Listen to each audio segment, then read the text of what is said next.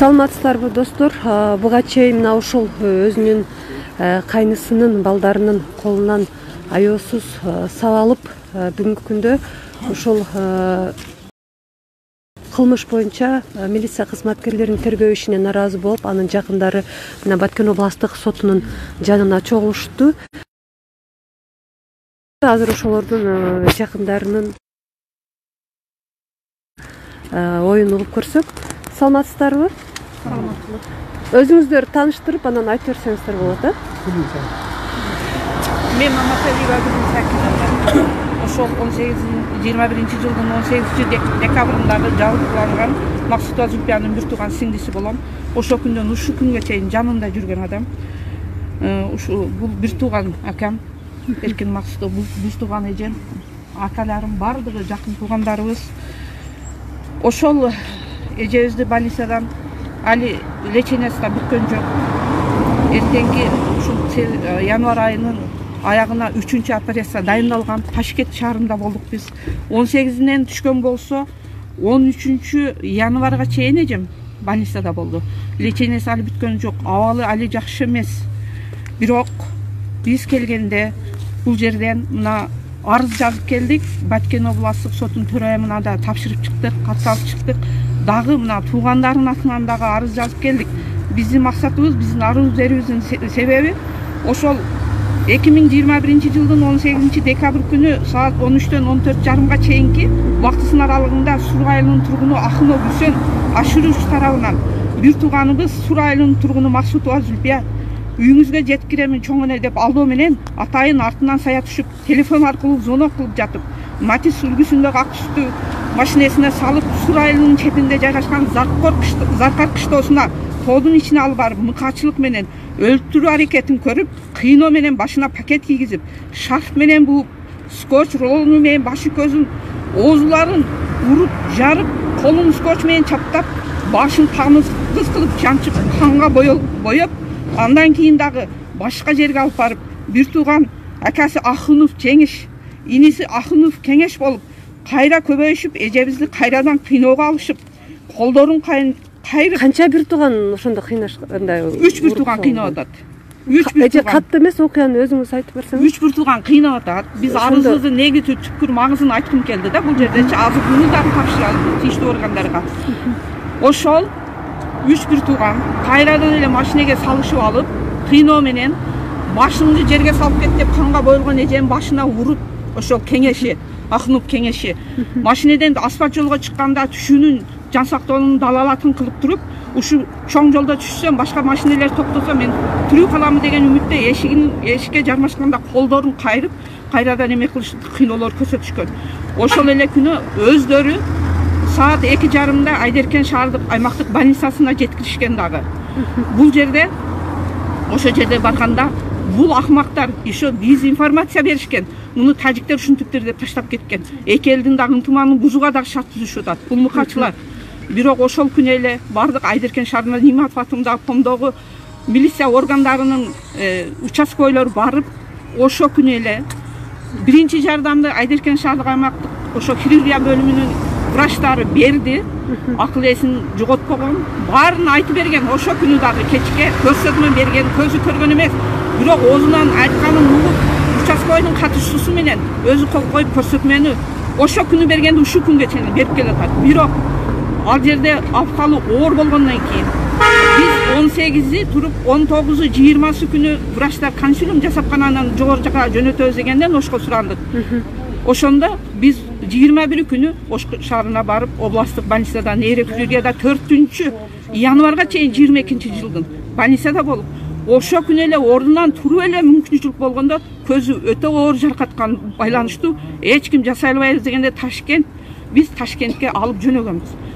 Биз 4-күнү Ташкентте болуп, өзүм ошол жерден 12-сине чейин биринчи операциясы 5-январь, экинчиси 11-январь жасалып туруп, 3-сүнө 15 күндүк мөөнөт өткөнүнө байланыштуу биз келип үйүнө жеткирип 13-январдан эжем үйүнө келген. Бирок иштин жагдайын караганыбызда кылмышкерлер жөнүндө маалымат алууну жабырлаган катары суранганыбызда адвокатты жалдап алдык. Анан тергөөчү барганда базар күнү ошондо биз билип атабыз кылмышкердин эркиндикте жүргөнүн, мыкаачынын эркиндикте жүргөнүн билип жатабызчы. А буларды ошол күнү Эдемди Айдаркен шаарына 20-23 аскердик бөлүгүнө алып келип туруп, тергөөчү кыз ошол жерден суракка эме кылды. Мен жазышым керек. Ал аскер бөлүгүндө иштейт экен. Ооба. 3 бир тууган тең ошол 20-23 аскер бөлүгүндө иштейт. Ошол жерде иштешет. Кызмат кылышат. Ошол жерге алып келип, мен Эдемдин дарысын 14 күндүн ичинде өз убагында куюп, өз убагында бир таблетканы ичиришим керек. Мен алдыдан эскерттим, адвокатыма да айттым, тергөөчүгө да айттым, саат 4-тө алып кирип кетишти. Мен саат 6-да кирип, тамызып чыгышым керек деп. Бирок частын начальниги жооп берген жок деп дежурныйлар. Киргизген жок. Эжем плюс дагы өзү али жакшы боло элек. Кылмышкердин боштондукта экенин уккандан кийин, чыккандан кийин 7-де чыкты эжем. Түнү келип туруп, кайрадан ооруп калды. Бул кабарды баардык туугандарга жеткиргенден кийин эртең эле биз эжебизди ушу күндө өзүнүн эли менен ушу туугандары калкалап үйүндө кармап турат.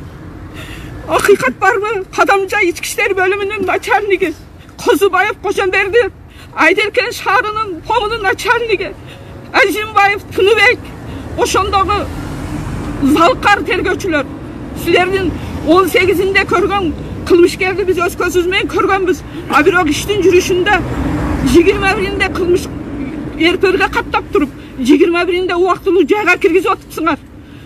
21-inde киргизип, 23 күнү сотко берип туруп, үй камагына мыкаачыны колдоп чыгарып жатыпсыңар. Берген койгон статьяңар хулигандык болуп атат экен. 1-чи бөлүм болуп атат экен. 280 берене менен. Бул эмне деген акыйкат? Тергөө органдары, тартип органдары дана так берген маалыматты мынау сүрөттөрдө силерге кол менен урганбы?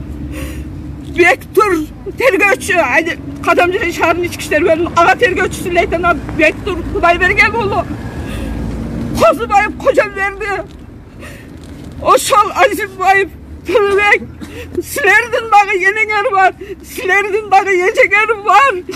Ушула кылмышты ошол статьяга коюп 3 күндө кылмышкерди бошоткон болуп, акчасын жеген болсоңор, силерге аш болсун ошолчу. Биз энелердин атынан ошо акчаны барып аялыңа жердиңби, апаңа бердиңби, атаңа сарттадыңбы? Ошол башыңа барсын. Сен дагы ошол кайгынын көз жашы көзүңдөн тамганда, акыйкаттын азабын тартканда башыңа барып сезгин. Sen mizanda da жооп бересиң. Эгерде биз мизан тартип өкүлдөрүнө кылмышкерди карма берсек, погондуу карышкыларга жем боло турабызбы? Мен бардык Кыргызстан президенти Садыр Жапаровго дагы, Тайшиевге дагы эмне үчүн биз ушуларды айта беребиз? Жабыркаган эл 30 жылдан бери. Себеби биз ушуларды үмүттүн шамы кылып ушуларды колдоп, акыйкатыбыз чыгат, коррупцияны жеңебиз экенбиз. Бирок мына ушул бүгүнкү күнгү окуядан кийин, мына далилдерден кийин, Кадамжай районунун сотторунун чечимдеринен кийин мен бүгүнкү күндө үмүтүбүздү үзүүгө туура келип атат. Орун алмашуудан сумма өзгөрбөй деген ойго келүүгө туура келип атат кыргыз элининчи. Силер мыйзамды иштетпейсиңерби? Азыркы барган депутаттар ошо аймактардан бардыңар, эмне үчүн ушундайларга көз салбайсыңар? Элдин көйгөйүн эң биринчи бизде коррупция, ушу сотто, прокуратурада тергөөнөр болуп атат. Эң кыйын жазаларды, чараларды көрүлүш керек, ушуларга колдонуш керек. Ушуну жасагандар, мына мен фамилиясын атагандар, ушу тергөө ишин жүргүзүп, ушун жеңилдикке салгандар бардыгын экинчи жолу кайрадан органда иштебей турган чара көрүш керек. Болбосо бирин Кадамжайдан алып, Нарынга апарып, Нарындан алып келип, Кадамжайга коюп, шапкесин алмаштырганыңар менен орун алмашуудан сумма өзгөрбөй атат. Биз талап кылабыз, биз Бишкекке чейин дагы барабыз, Кудай кааласа. Ошонун негизинде бардык органдар, ички иштер бөлүмүнүн министри, мен сизге кайрыламын. Эгерде сиздин кол астыңыздагы мамлекет өкүлү, тартип өкүлдөрү ушул ишти жасап, ушунчалык көз көрүнө турган кылмышты жеңилге айлантырып, ушунча элдин жабыртаткандары көз жумуп жаткан болсо, демек сиз өзүңүз колдоп атасызбы? Булар эмне үчүн айыгышпайт законду, эмне үчүн сыйлашпайт? Сиз бикиришасыз. Бардык ушул жетекчилерди, Айдаркен шаарындагы номер 20-23 аскер бөлүгүнүн полковниги Токтогул Сапарбай, Орозбаевич, сизге да кайрыламын. Эгерде ушул балдардын 18-декабрга чейинки артка жылган бошотуу дегендерди угутам. Болгон болсо, сиз дагы кылмышкерлерге жардам берген болосуз. Сиз дагы жооп жашырууга аракет кылган болосуз. Сиздер элди кордоп атасыңар. Силер элди кордоп атасыңар. Мен бүгүндөн ушул жерден азыр саат 11:de боло турган ошо баш коргоо чарасына өтүнүч менен кайрылып келдик. Төрайымына да тапшырдык. Бүгүн адилеттүү чечим чыгарып, мыйзам чегинде кылмышкерди ушул жерден камакка алынуусун талап кылабыз. Жана анын шериктери Акынов жеңишти дагы, Акынов кеңешти дагы, тергөөчүлөр иликтенип бүткүнчө камакка алынышын талап кылабыз. Эже айтсаңыз, мына Кадамжай райондук соту болду да, буга чейин райондо сот болду. Болуптур да. Эмне чечим чыгарды Кадамжай райондук? Кадамжай районунун ошо чечими үй кабагына 21-декабрдан 21-февралга чейин үй кабагына чыгарып бериптир. Эжем 18-de жабыркап, 18-de түшкөн кылмышкер, Айдеркендин милицияканасында отурган кылмышкер 3 күн кайсы жакта жүрдү? 18, 19, 20-сы, 21-de барып камалып атат го. 21-de камаган баланы бир күн коюп тур, 23-нде чыгарып атат го. Бул эмне деген акмакчылык? Эме 3 күн барып акча таап ке адвокатка бизге деп чыгардыңарбы? Ошол акча силерге аш болсун. Башыңарга барсын силердинчи. Ушул аталган бардык ушул ишке катышкандар. Мындан аркысын биз түздөн-түз президенттин ошол башкы органдардын көзөмөлдө жүрүүсүн гана талап кылабыз. Жана мен айтамын, bunday akikasız korrupsiya bizdin жүрөгүбүздү тым чыгарып ишеничти кетирип бүтүрдү. Мына ушундай элдин толкуну, ушундай укугуну коргойм деп чыккандардын негизинде кара күчтөр кошулуп алып, жөнөкөй элди атып атат. Президенттин креслосунда кара күчтөрүн жибиде калып атат. Кечеге эле Казакстан оюңарга келбейт абы. Эмне үчүн мыйзамды катуу иштеп тартипке салбайсыңар? Мыйзам иштесе биз үйүбүздө отурабыз.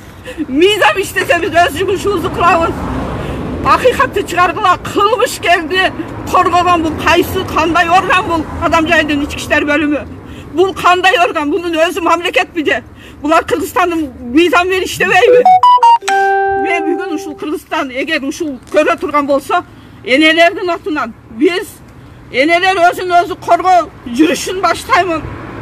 Керек болсо жөө барабыз Бишкекке. Бизди коргой турган уулдарыбыз, элин сүйгөн тергөөчү, прокурор, органда иштегендер барбы? Биз келип иштеп бергиле. Акыкатыбызды, кылмышкерди өз жазасын бергиле. Биз ашыкча нерсе талап кылган жокпуз. Бирок Акынов Сүсөндү өмүр бою түрмөдө калышына биз макулбуз. Bunday adamlar жашабаш керек. Ошо азабын тартыш керек. Азыр туугандардан ким бар? Экинчи тарап жок бул жакта. Ошол жабырлануучунун кимиси бар? Жолдошу барбы? Жок, жолдошу жок. Жолдошу жок. Акалары бар. Акалар. Балдарыдан жок, Балдары жок. Айтсаңыз эже, буга чейин ошол сен апамды ошол молдого алып барып, апам сен аркаңдан оорукчан болуп калды деп ошентип ошол мотив ошол болгонбу? Ооба. Бул мотивди мен азыр ошо Кадамжай райондук сотунун чечимиде да көрүп атамын. Абарган мотив ушул болуп атат. Эгерде дүү бакчылар менен биз ушундай отургузуп кое турган болсок, ошолордун таасири тие турган болсо, анда билбеймин, ачуус келгенде бар эле ошону кылган. Кудайдын берген мээлитинин шифасын кошо тилеш керек эле. Өзүнө диагноз коюлган 12 жылдан бери поларцит болуп отурган аял өзүнүн көрө албастык оорусунан артынан мына азапка түшүп отурат. Бир канча элди тынчтыгын бузуп отурат, ынтымагын кетирип отурат. Балдарын азапка, өзүн азапка салып атат. Эгер бүү бакшы менен ошентип отургузуп кое турган болгондо, мына мени бардыңар жакшы билесиңер. Мен коррупция менен Айдеркен шаарынын мэриясынан депутат болуп чыкканда Бишкекке барганмын. Кредит алып туруп, ошо Бишкекке каттап, ошол жерге жол кира, ошол жерде төлөдүм. Анда мен ошону ушул жерге эле саттап, ошо мэрди дагы, ошо юристти дагы, ошо элдин акысын жеген кассирди дагы мынжы кылып отуруп койсо мага сооп болмок эмес беле? Бул мотив эмес бул. Айтсаңыз, бул эми абысына бир тууган абысынын балдарыбы? Буга чейин мындай кандай баягы өчөшүү эчтеке болгон эмес? Өзүнүн ошол өткөндөгү 27-синде келген эл өкүлдөрү дагы келген, ош карасуу алай баары келип эки тараптуу иш жүргүзгөндө видеолору да турат. Буларда эч кандай мындай жер талашуу деген, бир кайым айтышуу деген нерсе болгон эмес. Эжемдин үйүнүн күйөөсүн чыгып кеткениге 14 жыл болду. Эжем 6 баланы жалгыз бой өзү ушул убакка чейин эрезеге жеткизип, ошондой кылып тарбия берип, баласын баары көрдү. Ошо бала камсыздайт. Апасын больницадан алып келген эртеси эле бала Москвага кетти. Себеби акча кетип атат. Акчаны баарын бир гана ошол табат. 2000 долларлык эмесин операциясын бүтүрдүк. Дагы $1000 операциясын жасатабыз, Кудай кааласачы. Ошон үчүн уулу иштөөгө мажбур. Биз өзүбүз макулдугубузду берип жөнөттүк. Себеби биз дагы колубуздан келген жардамыбызды кылдык. Ал эми ошол ахуну башырбай, ошо ички иштер бөлүмүнө берген акчасын жеңесине сактабайт беле. Жеңесине берип сактап жакшы кылса, биз башынан мындай агрессивный болбодук эле. Биз ошол элдин аксакалдары мына акаларыбыз, эркектер өзү сүйлөшүп, биз такыралашпай, өз келишип, өзү карайм деген адам ушунчалык эми биздин дагы сабырыбыздын чеги жетти. Биз эртең мен ушу күнгөчө акаларым болуп, мыналар баары даяр эле ошо күнү барабыз деди. Жок, мыйзам менен, мыйзам көтөрбөйт. Мыйзам чечсин деп басып турдук эле. Мен эртең ушуларга эч кимсине кепил болбойм, бар ошол жерден уруш кылат депчи, тоса албаймын дагы. Элге ички ошо тартип органдарын силер түзүп берип атасыңар. Силер ачып берип атасыңар. Эгерде силер президенттин саясатына каршысыңарбы, ошол ишти жасап атасыңар. Мыйзам президенттин саясаты кеткен болсо, акыйкат болсо, 30 жылдык коррупцияны жоём деген болсоң, сен мыйзам менен иштейт элең. Дагы ким бар оюңуздар сүйлөй тургандар? Өзүңүздү тааныштырып Биз ушул менин атым Эркин Максатов Зулкан, бир тууган акесимин. Биз ошол жерде аксакалдар менен сүйлөшкөндө Ахын Башир бардыгын мойнуна алган болчу. Биз айтканбыз, биз бул карындашым больницага жатып калгандан кийин шок состояние болуп, шуну өмүрү менен күрөшүп калдык. Алар келишкен аксакалдары менен, айыл башчылары менен келип өтүшкөндө болду, мен бар жогуну көтөрөмүн. Жакшы кылып чыгарабыз. Ошондо мен айтканмын, эгер карындашым жакшы болуп чыкса, жакшы болот. Жакшы сүйлөшөбүз, жаман болуп чыкса, жаман болот деп. Ушул убакка чейин үндөй, сөз неме кылбай. Кече мен өзүм ооруп калып больницада жатып келдим. Келсем, Оштогу эмесин көтөрүптү дагы, Ташкентке барган эмесин көтөрбөптүр. Булар условия коюшуп атат экендер. Сен тосма арызыңды алсаң, биз төлөйбүз деп. Биз ондай деп сүйлөшкөн эмес элек. Биз дагы адам эле ошол жерден аксакалдар бар. Ал жерде адамдар менен тыгыз байланыштабыз, катташабыз. Эки элдин ортосунда чагымчылдыкты күчөтүп атышат булар. Мындай сөздөрдү айтчу. Мына эл турат, өткөндө өзүбүздүн айылда чогулуш болду. Айланайын элим, журтум, жаштар, этият болгула. Чагымчылдыкка неме болгула. Эки элбиз, коңшу элбиз, кыргызбыз. Жаман ойго барбагыла. Кийин бардыгы макулдук менен чечилет. Тынччык жол менен чечилди. Жаштарыбыз көтөрүлгөн. Айылда көтөрүлгөндө чогулушта мен өзүм сүйлөгөнмүн, айтканмын, мына эл бардыгы билет. Шону токтотуп келдик. Буларды ушундай эме кылып, бул карындашымды айыктырып алалы десек, булар мындакай ишти кылышат. Бул кандай акыйкат? Бара турган жерге барабыз эми, аларга дагы айттык. Бара турган жерге барабыз. Туз жеткен жерге чейин барабыз арзан. Акыйкаттык чечип берсе, бизге ошого ыраазы. Бул акыйкаттык болбойт. Акта бейбаштык менен бул балдарды кимдер армия аскер кызматы калган? Кимдер алган булар? Кантип алган? Бул элди коргойбу? Же кыргынчылык кылып жүрөбү булар? Бирөөлөрдү уруп, өлтүргөн неме кылып. Кандайга биздин Кыргызстан? Урматтуу Канчек Ташевич, эгер ушул сөздөр жеткен болсо, ушуну дагы бир эске алып, бир эме кылып текшерип коюңуздар суранабыз. Көптөн көп. Рахмат. Мен дагы бир кайрылуу жасагым келип атат. Ушул жерде. Ошол жерге турабыз, экөөнүн ортосуна турабыз. Эмеге ошол жакыныраак. аял катары, эне катары биздин президент Садыр Жапаровдун аялы биринчи айым Айгүл Жапарова. Siz enesiz, siz balanın da kayrısını tattınız. Siz kıyağınızın akıkasının da cazasını tattım. Azavın tartıp John Perigiz'i beni sezdiniz. Benim ecem dağıtlar sizden. Ecem'in en çoğunu 11. yılı sürdüm olup, kişik oldum olup ölüp ketken. Balanın da gazavını tattı. Azriye bir yaşı jetmiş keke tutkanda mayıp balık emesinde turan kişik oldum olup. Siz de Bişkek'e barganda kabul alımızı sıranamın. Ede katarı. Otobüs kabul alımızı sıranamın. Yardım kolumuzu sunumuzu sıranamın. Бияқта туғандары да кимдер бар? Кошуналары барбы?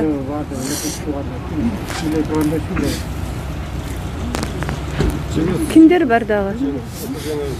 Жеңеңиз?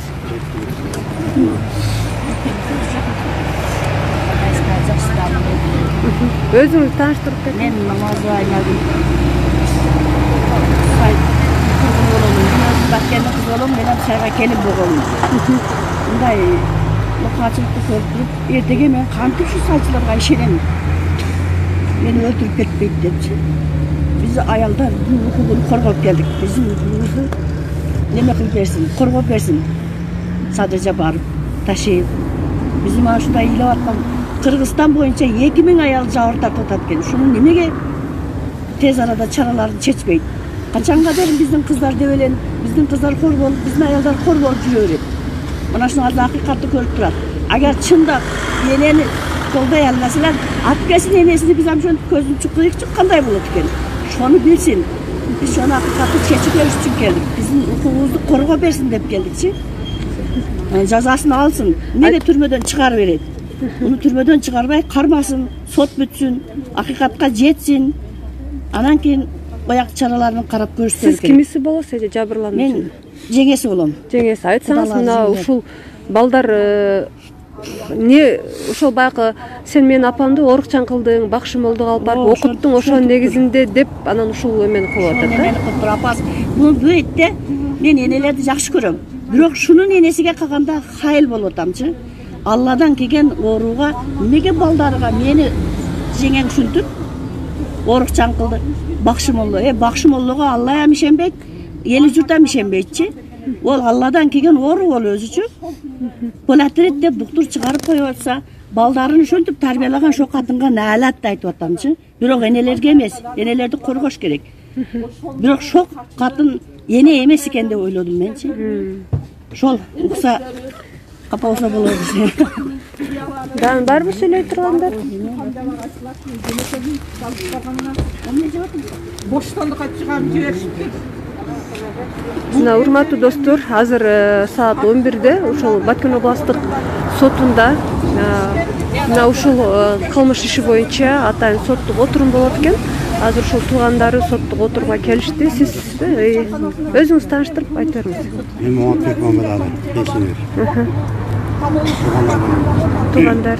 Бул азыр Кыргызстанда энелер менен балдардын укугун коргоо боюнча, зордукка бөгөт коюу боюнча саясаттар жүрүп атат.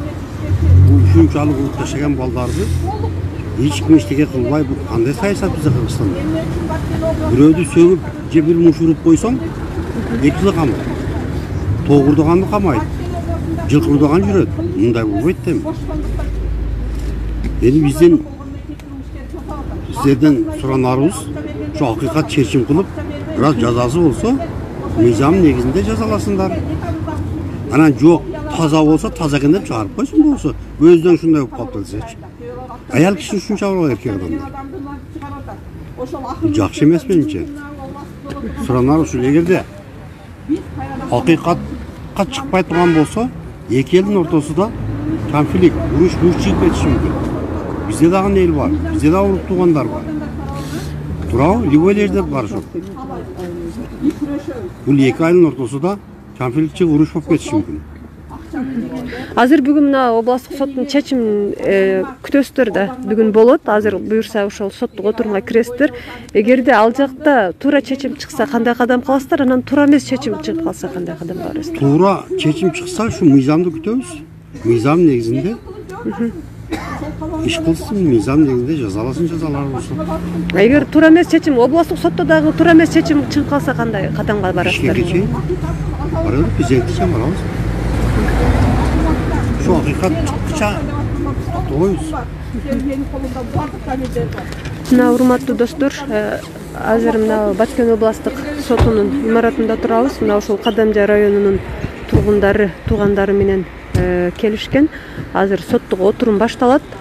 Азыр бул жарандар милиция кызматкерлеринин тергөө иштерине жана ушул Кадамжа райондук сотунун чечимине наразы болуп, атайын өлкө башчысы Садыр Нуркожоевичке жана УКМКнын башчысы Камчыбек Кыдыршаевичке өздөрүнүн ушул мыйзам чегинде карап берүүсүн суранып, ошолордон үмүт кылып атайын кайрылуу жасап жатышат.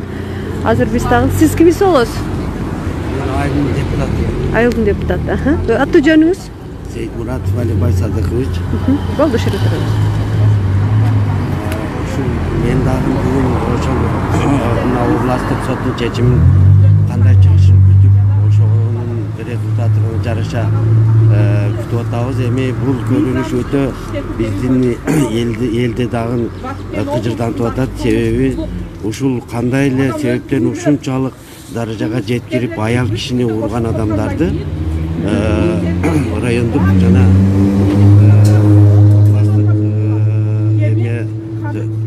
соттор жакшы туура чечим чыгарып берет деп ойлоп атабыз. Эмне дегенде бул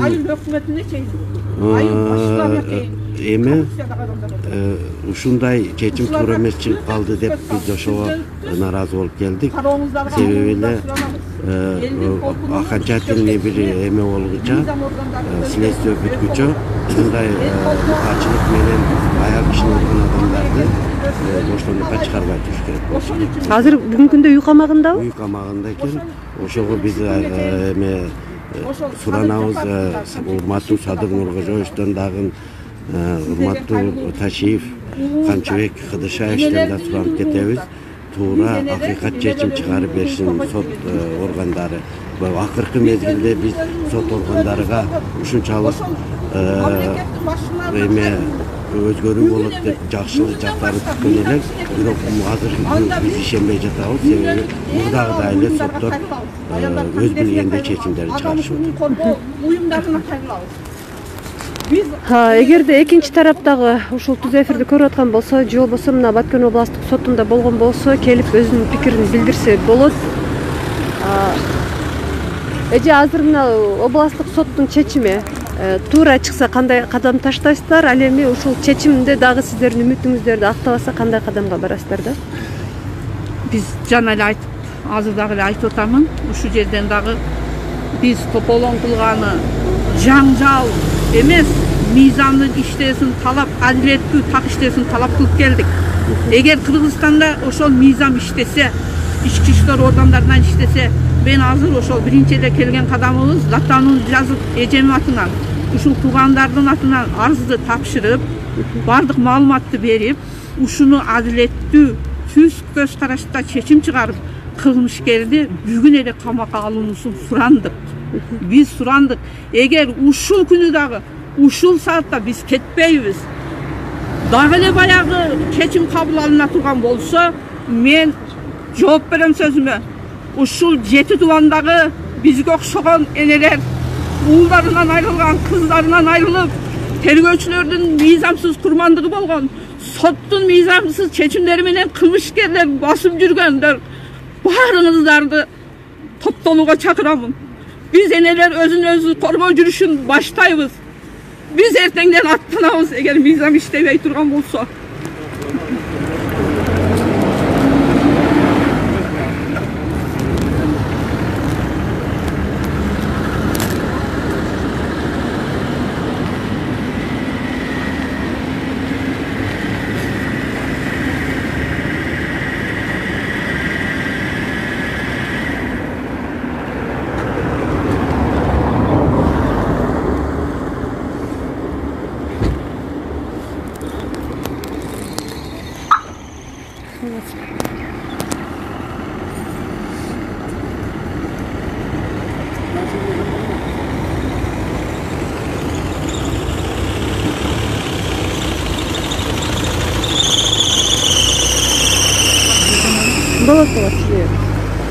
Hazır men Maksut Zülfiyan'ın bir tuğan ekesi olamın. Bu ballarda үй камагына чыгарып бергенден кийин карындашымдын жашоо коопсуз болуп калды, кооптуу болуп калды. Ошон үчүн алар күнүнө келип аны түшөлтүп атат. Тосма арызыңды аласың деп аны түшөлтүп, аны ömrü korkunçta hazır men karındaşımdı öz uyuma alıp gelip bir tuğan çoğun ekemdi. Tuğan urugumdun jarımın kaldırıp şonu kara tuturgula dep buna batkenge kelip oturam. Uşuğa urmatlı Sadır Japanov, uşularga Kançek taşı, uşularga bir göz salıp koyuşunuzlar soranabız. Rahmet. Biz kette sırada kütüp, Batinalar geldi.